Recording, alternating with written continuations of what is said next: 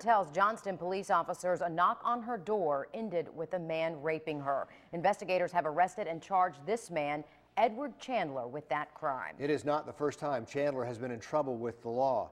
12 on Your Side found Chandler has been arrested 8 times over the past 8 years. And some say if he'd been behind bars, this last attack would not have happened. News 12's Laura Warren on the frustration now over why the suspect was a free man. It was almost too much for Roger Lamb to bear, hearing an 82-year-old family friend was tied up, robbed, and raped in her home last week. I consider myself a man, all man, and as such, I don't cry easily.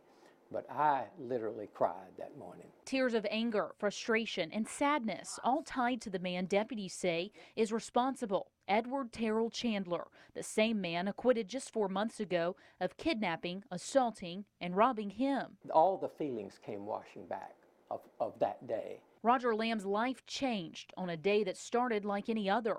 He was reading his morning paper when he heard a knock at the door.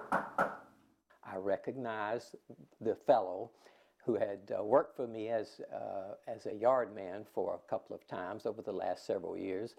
And I recognized him, so I opened the door to see what he wanted. He says his yard man, Edward Chandler, along with another man, asked to use his phone. When he handed me the phone back, he rushed me. Crime scene photos show signs of a struggle, but Lamb says the fight ended when one of the men pulled out a gun.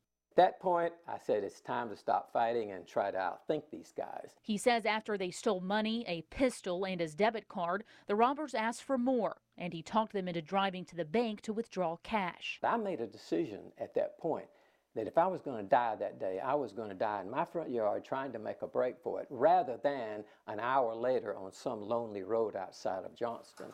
So I broke and ran this way across the street to the neighbor's house. Fast forward a few months, Chandler is picked up on carjacking charges in Georgia and extradited to South Carolina to face charges of robbing, kidnapping, and assaulting Lamb. From an evidentiary standpoint, in my 22 years of being a prosecutor, this was an extremely compelling and powerful case. DNA evidence from a hat found in the front yard matched Chandler's. Eyewitness accounts put Chandler at the scene. It had as strong of evidence as any that I have prosecuted. But a jury found Chandler not guilty, a decision that haunts Lamb. I cannot fathom that reasonable people would come to the conclusion they came to, that these guys were innocent. He now takes a gun with him everywhere he goes and has extra security at his house.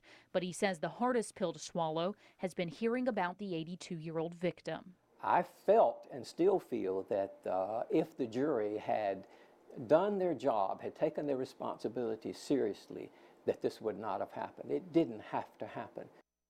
Chandler is staying in the Edgefield County Jail for now. And Laura, we now know there are similarities in this current case and the one where he was found not guilty. Right, Richard. Like Roger Lamb's case, the 82-year-old rape victim told police she recognized Chandler. She says he lives right down the street, and Chandler asked to use her phone.